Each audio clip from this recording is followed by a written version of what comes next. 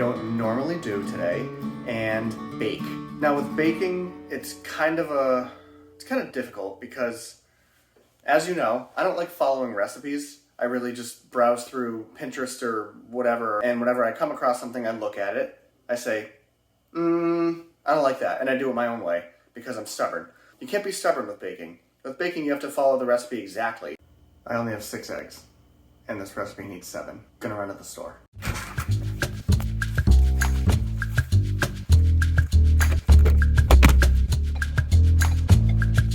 They had brioche buns in the store. I don't care. I'm gonna make my own anyways. So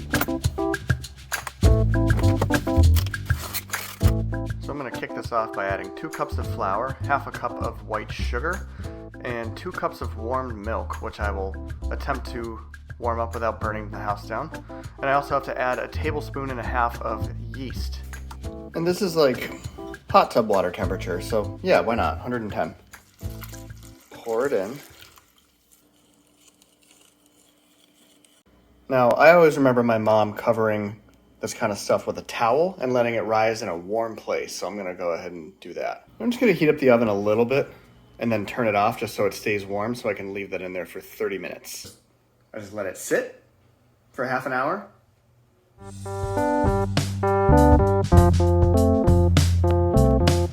While that's going on, I have to melt 200 grams of butter. I only got salted butter, but these two combined should be about 200 grams, and I might be in for some salty rolls. That's all right.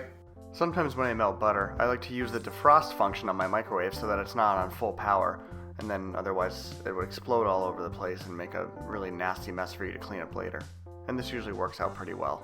Next, I'm going to whisk together 6 eggs really quickly. I know that the yeast is working because it smells like a brewery in here. And if you've ever been to a brewery, you probably know exactly what I'm talking about. Yeah, I'm happy with that. Next, I'm going to add the butter, the eggs, and the rest of the flour. I'm just going to kind of combine this first before I start adding any flour. Obviously, it needs some. Get it? Now I'm just adding the rest of the 4 cups of flour a little bit at a time and mixing it so that it's thoroughly combined. Normally, I would use a KitchenAid mixer, but I don't have one because I don't. So I'm going to be doing this by hand. Okay, I really do get why people get KitchenAid mixers. I think it might still be a little bit too wet, so I'm actually going to knead it some more. Looks good to me, I think. So now I'm going to let it rise for another hour. Okay, it's been an hour, and I still hate baking. Let's see what this looks like. That definitely doubled in size, I think. Always remember to tap your dough for reasons. I'm actually going to use my knife to divide the dough in half, making it easier to work with and so that I can do it kind of in batches, if that makes any sense. You're supposed to make a giant mess when you bake things, right? If so, I'm doing a really good job.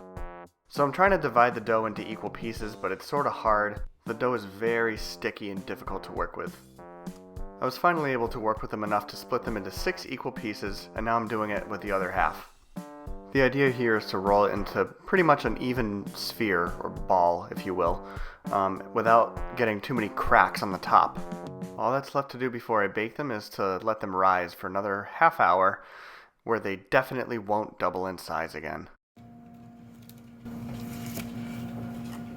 Probably could have made them a bit smaller. This is what's known as an egg wash. You can actually use it instead of shampoo if you're in a pinch. Just kidding, please don't do that. You just use it to brush on top of bread to give it the nice golden brown color.